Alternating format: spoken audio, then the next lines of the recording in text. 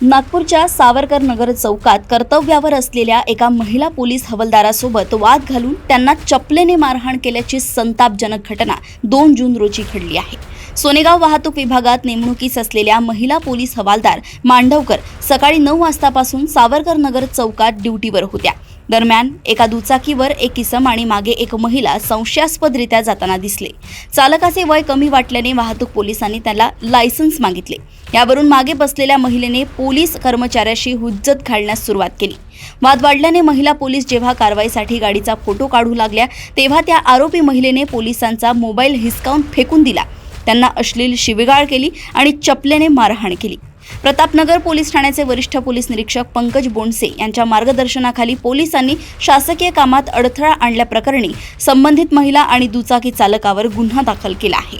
महिला पोलीस हवालदार आहेत मांडवकर म्हणून, त्यांची सोनेगाव वाहतूक विभागात नेमणूक आहे।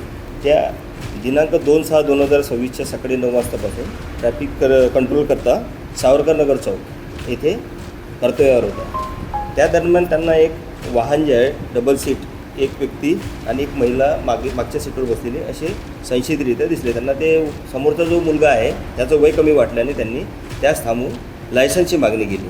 त्या दरम्यान त्या वाहनावर मागे बसलेली जी महिला आहे तिने यांच्यासोबत वाद घातला आणि मी सोशल वर्कर आहे, वकिलाची मुलगी आहे असं म्हणून त्यासोबत वाद करून त्यांची ज्या मोबाईल आहे, ज्या महिला ज्या ट्रॅफिक अंमलदार आहे त्याची जे फोटो काढत होते त्यावेळेस त्यांचा मोबाईल फेकून दिला।